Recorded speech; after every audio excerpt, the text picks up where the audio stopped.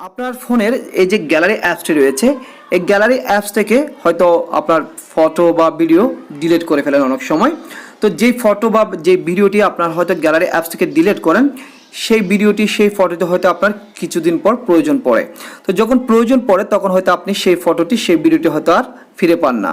তো ভিডিওটির মাধ্যমে আপনাকে আমি একটি এমন সেটিং বা এমন সিস্টেম দেখিয়ে দেবো, যে সিস্টেমের মাধ্যমে আপনার ফোনের মাধ্যমে আপনি এখানে যে গ্যালারি অ্যাপস থেকে ফটো বা ভিডিও ডিলিট করে ফেলবেন, সেগুলো আপনি চাইলে আবার ফিরে পাবেন।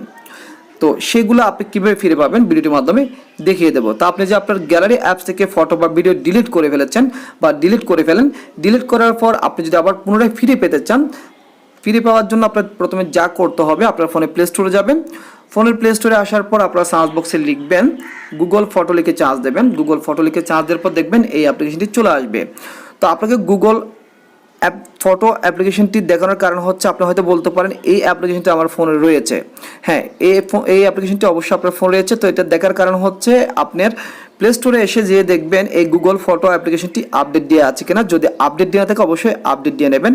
এই যে এখানে ওপেন লেখা আছে, এখানে হয়তো আপডেট লেখা থাকতে পারে। তো আপনি আপডেট এখানে ক্লিক করার পর আপডেট হয়ে এখানে ওপেন অপশনটি চলে আসবে।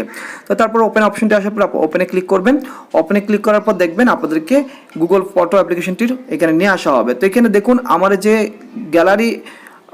গ্যালারি অ্যাপসটিতে যে ভিডিওগুলো আপনারা দেখেছেন, এই ভিডিওগুলো এখানেও দেখতে পারছেন।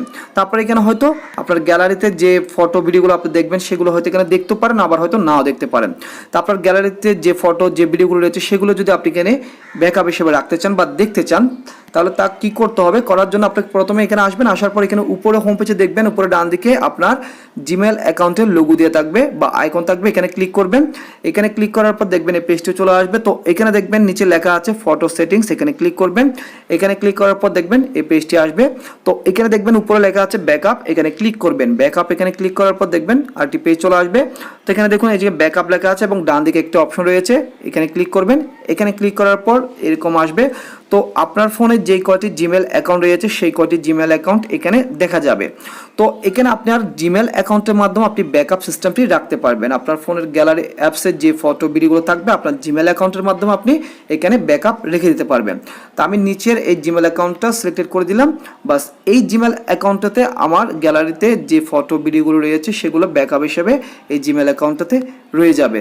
তো এখান থেকে আমি যদি ধরেন আমার এই গ্যালারি থেকে আমার ফটো ভিডিও ডিলিট করে ফেলার পরও কিন্তু এখানে এসে থেকে যাবে। তো এখান থেকে আমি পরবর্তী সময় ডাউনলোড করে নিতে পারবো। তা আবার আমি আমার গ্যালারি অ্যাপস থেকে ডিলিট করে দিয়েছি, যে ফটো ভিডিওগুলো ডিলিট করেছি, ডিলিট করার পর এখানে রয়ে গেছে। তো এখান থেকে আমি যদি ডিলিট করে দিই, তারপর আমার ফোন থেকে ডিলিট হয়ে যাবে।